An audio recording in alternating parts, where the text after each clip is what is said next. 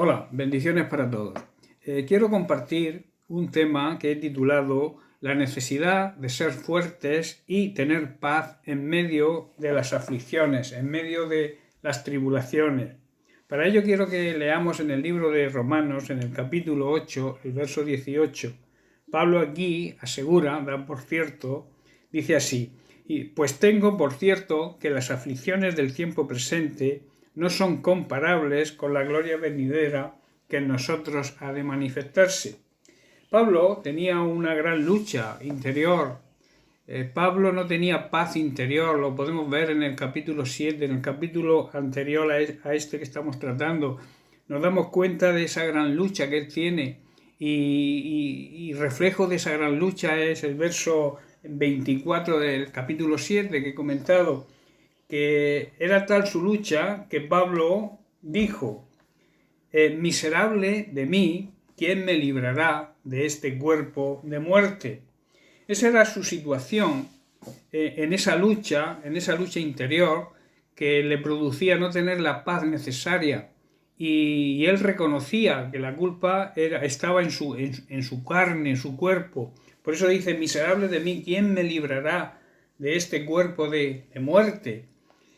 Pero podemos ver su extraordinaria reacción, la cual le hizo vencer sobre esa situación, sobre esa lucha interior que él tenía, estaba atravesando. Podemos verlo en el capítulo 8 que estamos analizando de su carta a los romanos, donde habla que para superar todo esto debemos vivir en el Espíritu, para tener esa victoria necesaria y conseguir esa paz que ahora la necesitamos tanto, para poder superar cualquier aflicción, cualquier tristeza, cualquier angustia, preocupación o inquietud, y también en medio de sufrimiento físico, como puede ser la enfermedad, el dolor, padecimientos de todo tipo, incluso la pena por la pérdida de seres queridos. Este capítulo 8, Pablo lo comienza con una poderosa afirmación. Leemos el verso 1 y 2 que dice: ahora pues, ninguna condenación hay para los que están en Cristo Jesús, los que no andan conforme a la carne, sino conforme al Espíritu. Pablo aquí está haciendo una tremenda afirmación, que no hay ninguna condenación. A veces nosotros mismos somos quienes nos condenamos a nosotros mismos. Esa es una del tipo de condenación que a veces nos aplicamos a nosotros mismos. Pero dice que no, ni incluso esa puede causar ninguna condenación a los que están en Cristo Jesús. En Cristo Jesús también significa vivir en el Espíritu. Los que no andan conforme a los deseos carnales, a lo que nuestra carne desea, a los malos deseos de nuestra carne, sino andan guiados por el Espíritu Santo de Dios, son guiados por Él, y entonces se puede vencer cualquier situación, cualquier problema de angustia, de ansiedad. Todo lo podemos vencer si andamos en el Espíritu. Y el verso 2 dice: porque la ley del Espíritu de vida en Cristo Jesús me ha librado, dice Pablo, de la ley del pecado y de la muerte. Y también termina la carta esta a los romanos en su capítulo 8 con también unos tremendos versículos que hablan de victoria. El verso 37 dice: ante todas estas cosas somos más que vencedores por medio de aquel que nos amó. Quien nos amó fue Jesucristo.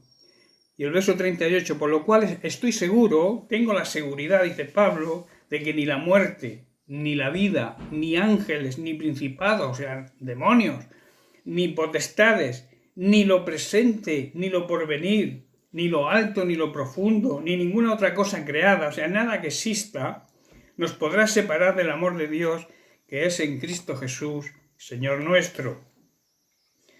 En el versículo que hemos comenzado y que estamos estudiando, el verso 18, Pablo está considerando y está afirmando con una tremenda seguridad que nada se puede comparar con lo que suframos ahora y aquí en estos momentos con la gloria venidera. Nada es comparable con los sufrimientos presentes, esos valles de muerte y de sombra que hablaba y que aquí escribía el rey David en su Salmo 23. Esto no se puede comparar con la gloria futura que en nosotros se va a manifestar después de la victoria. Es como si Pablo hiciera un balance entre nuestros sufrimientos que padecemos ahora, quizá muchos de ellos por servir a Cristo y su obra, y la gloria venidera, nuestra recompensa, que no es otra que la victoria aquí sobre las aflicciones, sobre cualquier problema o dificultad, y la victoria de conseguir la vida eterna. Estaba claro que para Pablo pesaba más la recompensa de la gloria futura, y Pablo asegura que no se pueden comparar, son incomparables. Nuestros sufrimientos, por muy grandes que sean, se minimizan, se hacen pequeños, se pierden cuando se comparan con la gloria que en nosotros se manifestará después de superar el sufrimiento y las aflicciones. La gloria por manifestarse tiene dos horizontes, tiene dos enfoques. Se habla mucho de la gloria de Dios. Yo quiero explicar precisamente en qué se basan esos dos enfoques, esos dos horizontes que trata la gracia, o sea, la gloria de Dios. La gloria y el gozo, primero, por superar la prueba aquí en este mundo. Pablo, en el libro de los Hechos, también dice, en el capítulo 20, verso 24, dice, pero de ninguna cosa hago caso, ni estimo preciosa mi vida para mí mismo, con tal de que acabe mi carrera con gozo y el ministerio que recibí del Señor Jesús para dar testimonio del Evangelio y de la gracia de Dios.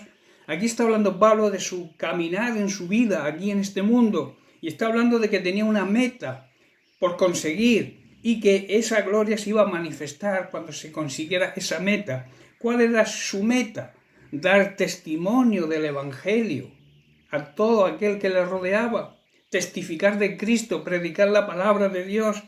Y el segundo enfoque, el segundo horizonte que se le puede dar a la gloria de Dios es la gloria y el gozo por alcanzar la meta final, estar en la presencia de Dios por la eternidad. En 2 de Timoteo, capítulo 4, versos 7 y 8, Pablo le escribe a Timoteo, dice, he peleado la buena batalla, he acabado la carrera, he guardado la fe.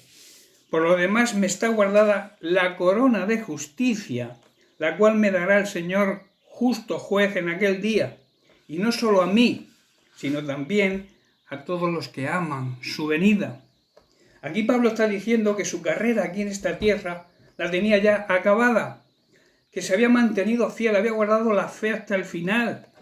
Por lo tanto, deduce y se siente seguro con certeza de que le está guardada la corona de justicia y que no solamente a él, sino a todos los que esperan la venida de Jesucristo.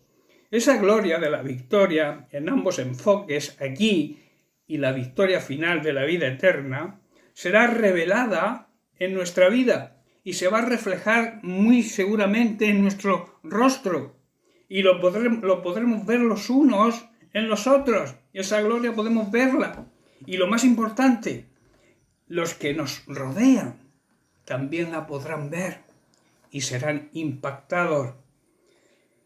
Leemos en el libro de Hebreos, en el capítulo 12, el verso 2, que dice, puestos los ojos en Jesús, que es el autor y el consumador de la fe, el cual, por el gozo puesto delante, el gozo de Jesús en medio de su sufrimiento, es que Jesús veía el gozo de nuestra salvación detrás precisamente de su sufrimiento.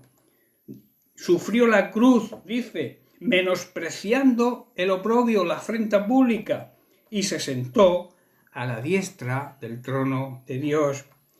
Hermanos, amigos que me escucháis, cuando miramos a Jesús, veremos en su rostro reflejado el gozo de nuestra salvación.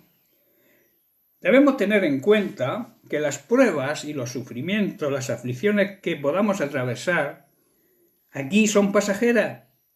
Tendremos el gozo cuando las superemos, pero que la gloria futura, nuestra victoria final, es eterna. La vida eterna en la presencia de Dios. Como cristianos, Nos gusta la idea de compartir la gloria de Dios, ¿verdad? Pero yo haría una pregunta. ¿Qué hay en compartir en su sufrimiento?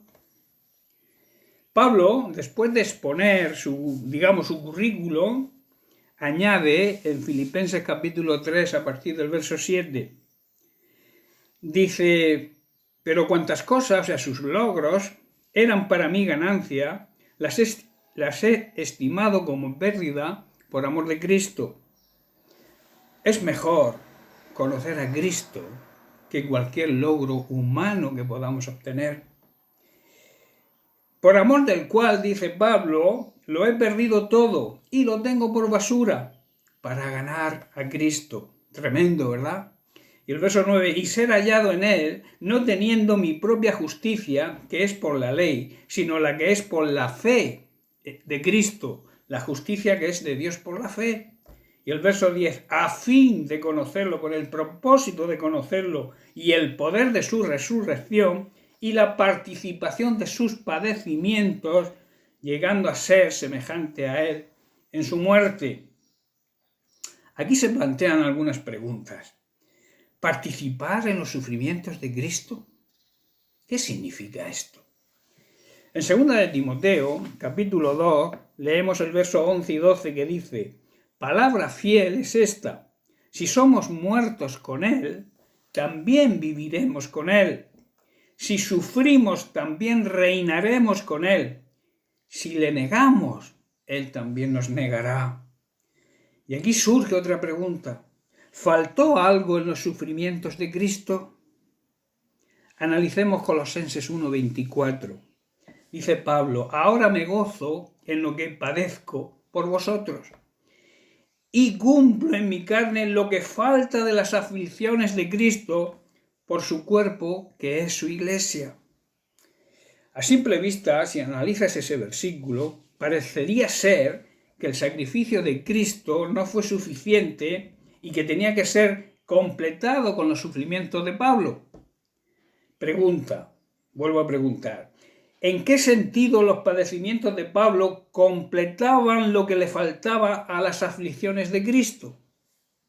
Hay que decir que lo que sufrió Pablo no agregó nada a la eficacia del sacrificio de Cristo para nuestra salvación. El libro de Hebreos así lo afirma. En el capítulo 10, verso 12 dice, pero Cristo, habiendo ofrecido una vez para siempre un solo sacrificio por los pecados, se ha sentado a la diestra de Dios. O sea, cumplió su ministerio. Jesucristo cumplió completamente su ministerio y descansó, dice, en el trono de Dios. Los sufrimientos y las aflicciones de Pablo apoyaron el testimonio de la muerte y la resurrección de Cristo. Jesús, después de su resurrección, se le apareció, o sea, fueron testigos presenciales de su resurrección, primeramente María Magdalena, después a los dos que caminaban hacia Emaús, se apareció a Cefas, o sea, a Pedro, a los 12 apóstoles, a más de 500 hermanos, a Santiago y, por último, también a Pablo. Eso lo podemos leer. Pablo da testimonio de esto en la primera carta a los Corintios, capítulo 15, en los versos 3 al 8. Dice, verso 3, porque primeramente os he enseñado lo que asimismo recibí, que Cristo murió por nuestros pecados conforme a las Escrituras, o sea, conforme a como estaba escrito, y que fue sepultado y que resucitó al tercer día, conforme también a las Escrituras, y que apareció a Cefas, o sea, a Pedro, y después a los 12. Después apareció a más de 500 hermanos a la vez, de los cuales muchos viven aún y otros ya duermen. Verso 7. Después apareció a Jacob, o sea, a Santiago, después a todos los apóstoles. Y al último de todos, como a un abortivo, habla de su inexperiencia todavía, abortivo significa falto de experiencia, dice, se me apareció a mí. Aquí en este versículo quiero hacer una aclaración. Esto habla del orden en que el Señor se le fue apareciendo a sus discípulos y a las demás personas. No que Pablo fuera el último de los apóstoles y que ya no existe el ministerio del apóstol. Esto lo afirman hoy algunas, digamos, enseñanzas basadas en la doctrina luterana y calvinista, o sea, los que se llaman cesacionistas. Por eso quiero hacer esa aclaración. Aquí no se está refiriendo a que Pablo fue el último de los apóstoles, no. Está hablando del orden de aparición de Jesucristo. Y dice, él mismo reconoce que al último al que se le apareció fue a él. Bien, seguimos con el tema. Los sufrimientos y las aflicciones de los apóstoles entonces respaldaron su testimonio, o sea, fueron testigos presenciales acerca de la muerte y la resurrección de Cristo. El sacrificio de Cristo más el testimonio, ellos fueron testigos presenciales acerca de los sufrimientos de sus discípulos, hace confiable y creíble la verdad y la eficacia del sacrificio y la resurrección de Cristo. Recordemos que la palabra testigo en griego significa mártir, y mártir es una persona que padece hasta la muerte por defender lo que cree. En Hechos capítulo 1, verso 8, Jesús les dijo a sus discípulos: «Pero recibiréis poder cuando haya venido sobre vosotros el Espíritu Santo, y me seréis testigos, mártires, en Jerusalén, en toda Judea, en Samaria y hasta lo último de la tierra». Y en Hechos capítulo 10, verso 39, Pedro también dice: «Y nosotros somos testigos», o sea, mártires, «de todas las cosas que Jesús hizo en la tierra de Judea y en Jerusalén, a quien mataron colgándole de un madero». Y en Hechos capítulo 2, verso 32, Pedro también asegura: «A este Jesús resucitó Dios, de lo cual todos nosotros somos testigos», damos testimonio, fuimos testigos presenciales. Ellos tenían que dar testimonio de la muerte y de la resurrección, que es la victoria sobre la muerte de Cristo, y la hicieron hasta dar su propia vida física, demostrando así la verdad de lo que ellos creían. Por tanto, el sufrimiento de Pablo y el de los discípulos de Jesús dieron testimonio de la verdad, de la muerte y la resurrección de Cristo, siendo testigos, muchos de ellos mártires hasta la muerte, por defender lo que creían. Yo os digo algo, quiero que prestes atención. Nadie sufre un martirio hasta la muerte por una mentira. Entonces ellos se dejaron matar porque fueron testigos presenciales de la vida de Jesucristo, de su muerte en la cruz y también de su victoria sobre la muerte, su resurrección. Eso a mí me da fe. Los verdaderos cristianos hoy también hemos sido llamados a testificar de la muerte y la resurrección de Jesucristo, aunque tengamos que sufrir persecución y toda clase de aflicciones. A esto que he comentado es a lo que se refería Pablo cuando dijo en Colosenses 1:24 que sus padecimientos completaban las aflicciones y los padecimientos de Cristo. El poder testificar, ser testigo fiel de lo que habían presenciado. Jesucristo murió en la cruz y resucitando de entre los muertos nos regala la vida eterna. Una vida abundante aquí en la tierra, con victoria sobre cualquier prueba y sobre cualquier adversidad, y la eternidad con Él en el cielo. La Biblia enseña que debemos sufrir tiempos de prueba y de aflicción si vamos a compartir con Él su gloria, con Cristo. Santiago 1, versos 2 y 3, hermanos míos, tener por sumo gozo, o sea, sean gozosos, muy dichosos, cuando os halléis en diversas pruebas, sabiendo que la prueba de vuestra fe produce paciencia. Y aquí me gustaría aclarar lo que significa la palabra paciencia, lo que es tener paciencia. Paciencia es la capacidad de padecer o de soportar algo sin alterarse. Y también es la facultad de saber esperar cuando algo se desea mucho. Y dice que los sufrimientos nos da esa capacidad y nos da esa facultad, la capacidad de padecer y soportar cualquier problema, cualquier adversidad, sin alterarnos, y también saber esperar esa preciosa venida de nuestro Señor Jesucristo, tener esa paz, confiando en que lo que Dios promete cumple. Y entonces esperar cuando algo se desea mucho. Esa es la facultad que nos transmite la prueba a través de la paciencia. Entonces, ¿vale la pena los sufrimientos? Según Pablo, que fue un ejemplo de padecimientos y sufrimientos en toda su vida, en toda su carrera hacia la meta, él sufrió muchísimos padecimientos. Según Pablo, en Romanos 8:18 que hemos leído, con certeza y con seguridad, sí vale la pena los sufrimientos. Muchos cristianos, y aquí quiero hacer una aclaración, muchos cristianos cometen el error de pensar que las aflicciones, los problemas, son debidos a nuestras circunstancias o quizá nuestro mal comportamiento, aunque algunas veces puede ocurrir. Y también que están fuera de la voluntad de Dios. Y la situación va a cambiar cuando ellos cambien de actitud y cuando ellos actúen correctamente. Déjame decirte algo, si fuera así, como ellos piensan, y analizando la vida de Pablo, podemos asegurar que Pablo nunca estuvo en la voluntad de Dios, ¿verdad? Vamos a analizar, porque él mismo hace una exposición de todo su padecimiento en 2 de Corintios, capítulo 11, versos 24 al 28. Dice el verso 24, de los judíos 5 veces he recibido 40 azotes menos 1. 3 veces he sido azotado con varas. 1 vez apedreado. 3 veces he padecido un naufragio. 1 noche y un día he estado como náufrago en alta mar.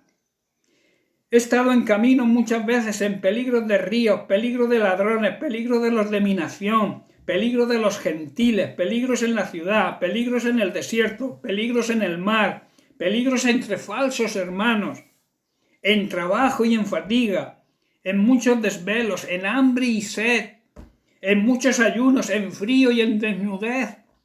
Y además de todas estas cosas, lo que sobre mí se agolpa cada día, es la preocupación por todas las iglesias. Impresionante, ¿verdad? Qué enorme lista de padecimientos. Y nosotros no queremos padecer. Nosotros no queremos sufrir. Jesucristo murió y entregó hasta la última gota de su sangre en la cruz. Sus discípulos dieron la vida por no negarlo. Pablo, mirad en todo su ministerio todo lo que sufrió. Y yo, hoy en día, cuando me duele una uña ya me quejo. Hermanos, los sufrimientos, las aflicciones son necesarios.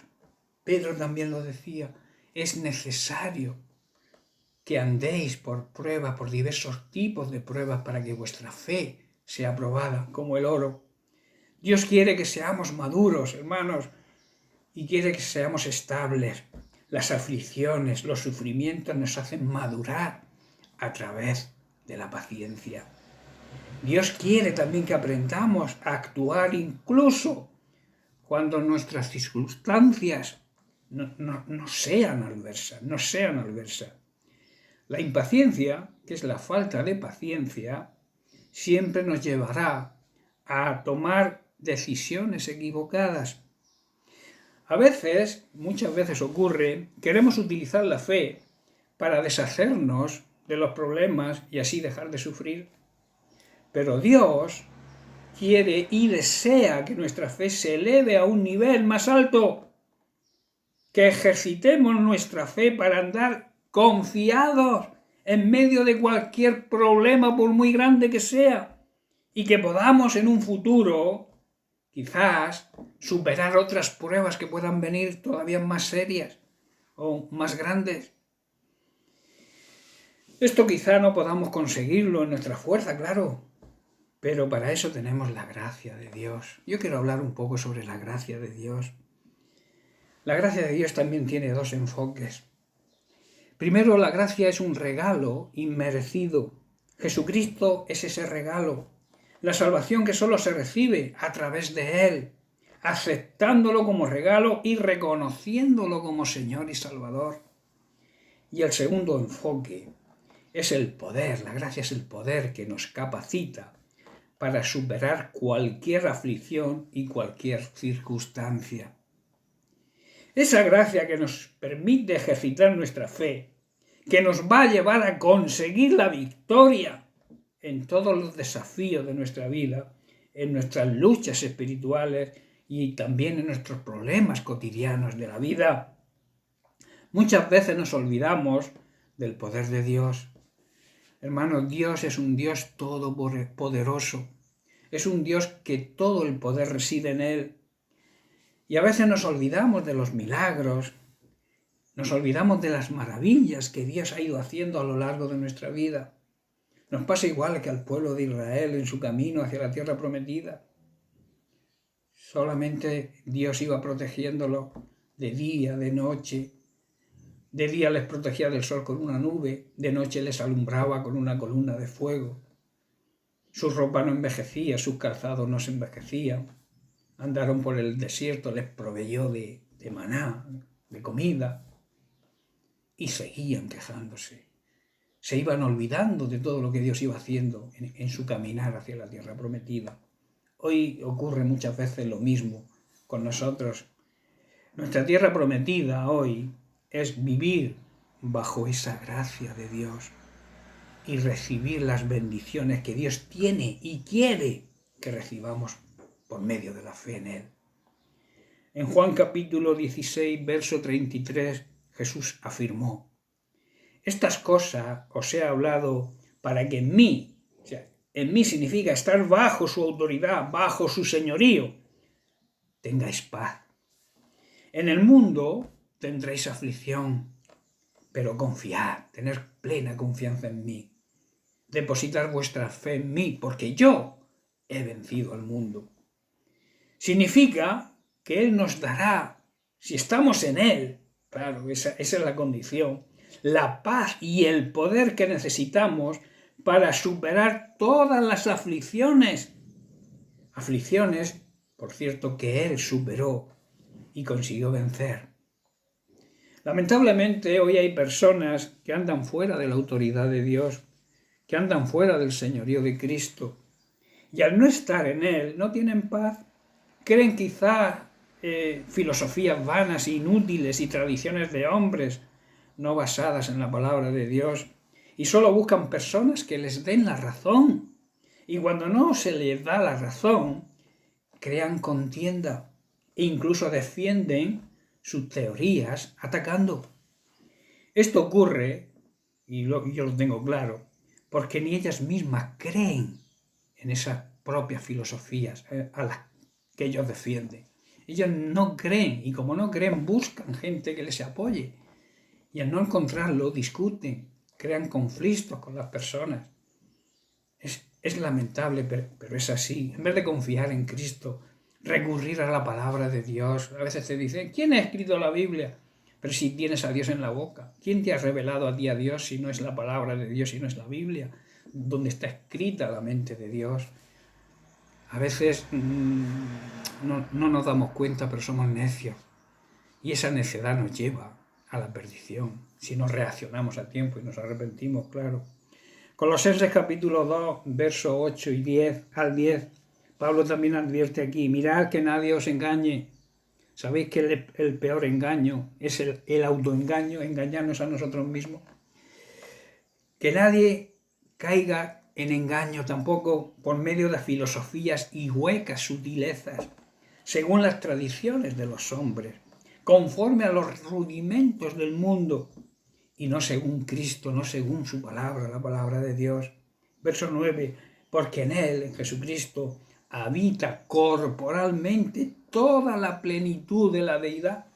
Y el verso 10, y vosotros estáis completos en Él. Quiere decir que si yo no estoy en Él, estoy incompleto. Si estoy en Él, estoy completo. Aquí lo afirma Pablo en su carta a los Colosenses. Vosotros estáis completos en Él, que es la cabeza de todo principado, de toda autoridad y de toda potestad.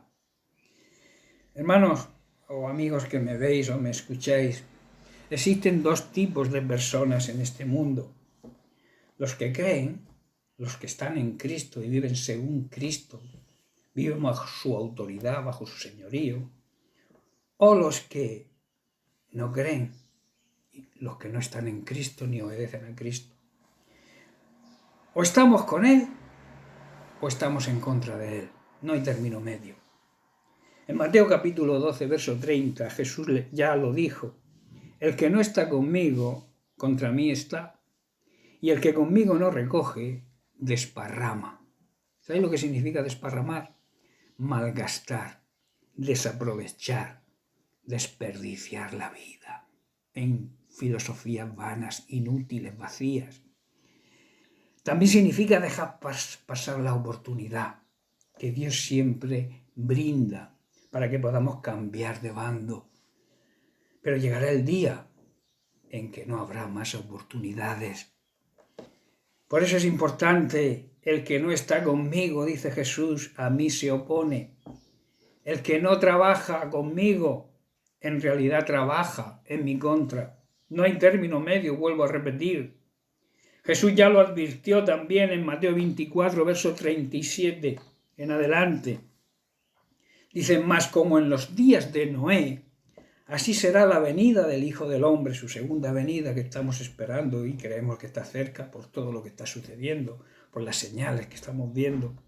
Verso 38, porque como en los días de Noé, porque como en los días antes del diluvio estaban comiendo y bebiendo, casándose y dándose en casamiento, o sea, viviendo su vida, vamos, hasta el día en que Noé entró en el arca. Y no entendieron, no se dieron cuenta, no comprendieron hasta que vino el diluvio y se los llevó a todos. Así será también la segunda venida de nuestro Señor Jesucristo, del Hijo del Hombre. Verso 42.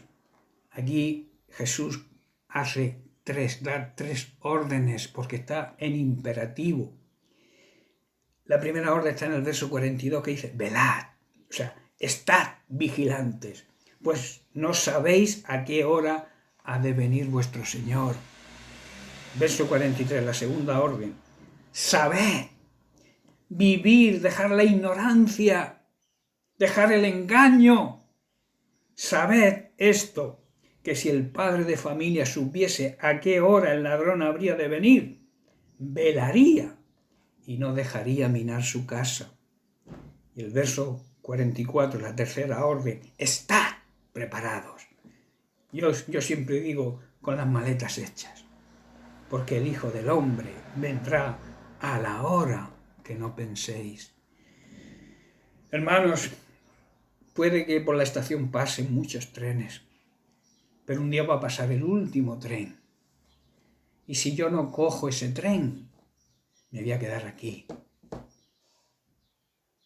Voy a perder lo que Dios me está advirtiendo a través de su palabra. Voy a perder mi salvación si no reacciono, si no me arrepiento, si no preparo mis maletas y me subo a ese tren que está pasando. Hermano, amigo, personas que quizá os creéis religiosos, Dios está haciendo un llamado al arrepentimiento. Dios está diciendo: prepárate.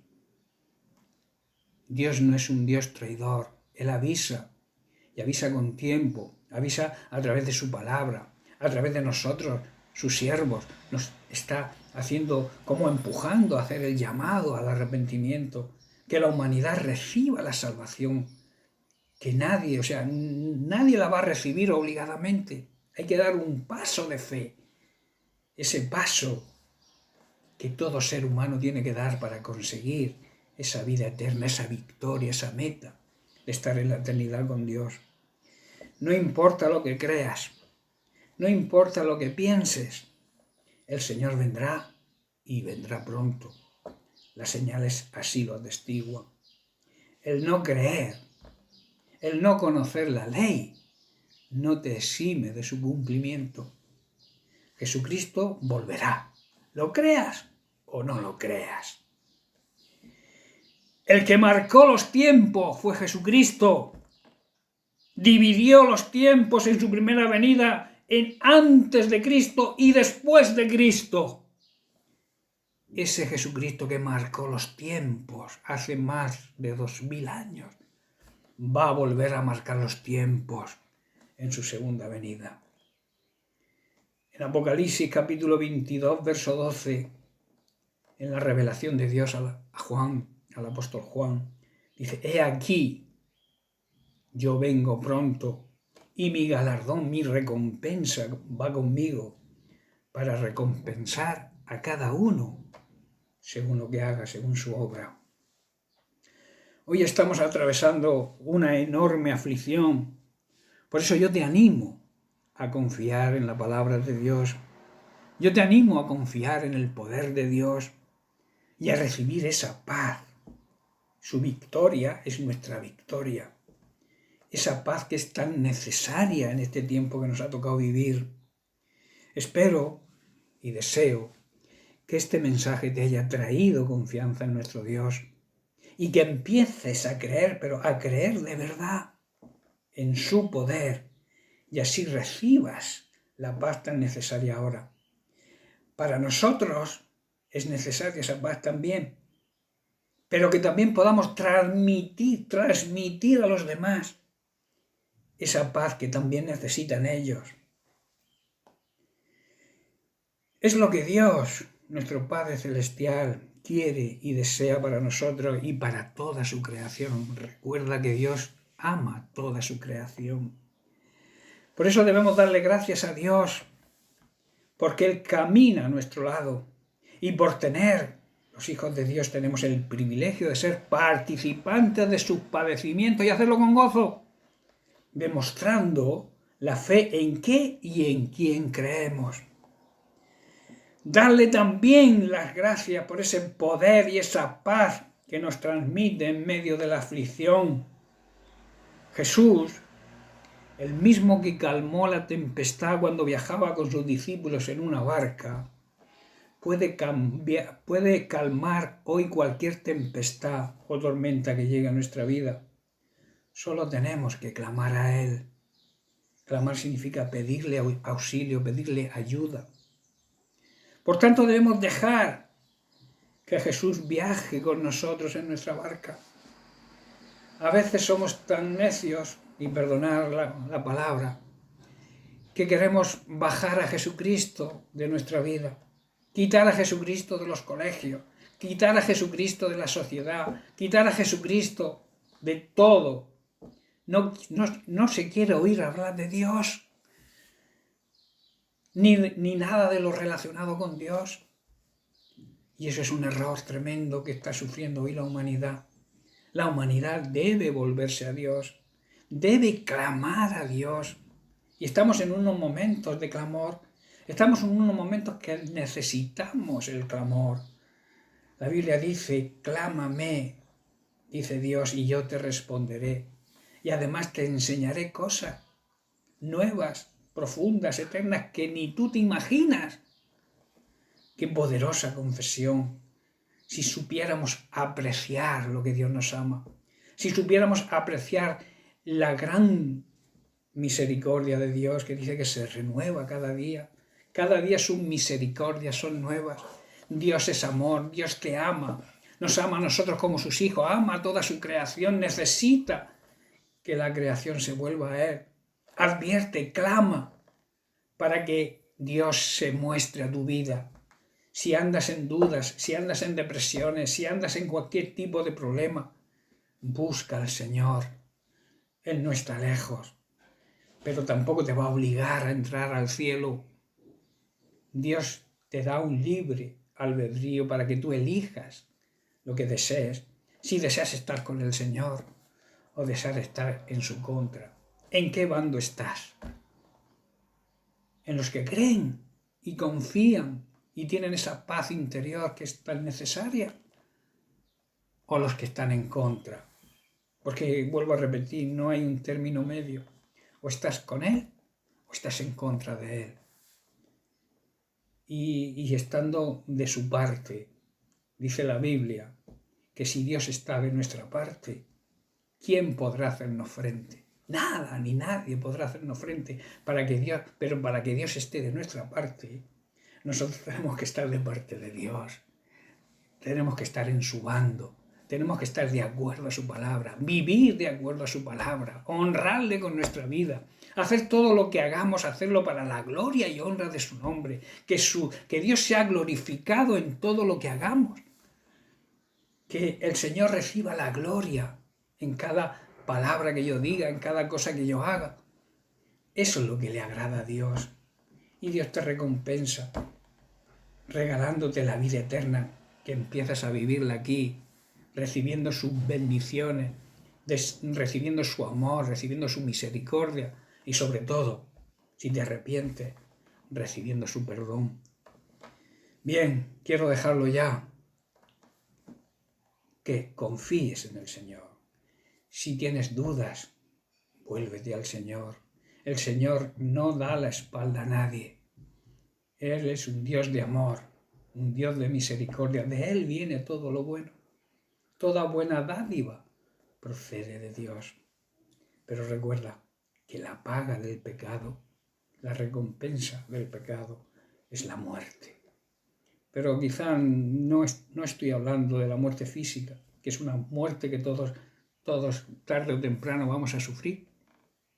Es la muerte eterna, el infierno, la separación con Dios. Esa es la peor muerte, esa es la segunda muerte que habla la Biblia. Hermano, gracias por atenderme. Recibe un fuerte abrazo. Que tengáis un día lleno de amor, de felicidad, de confianza y de esa paz interior que necesitamos cada día. Hermanos, amigos que me estáis viendo o me habéis escuchado, recibir un fuerte abrazo. Que la bendición de Dios esté siempre con vosotros.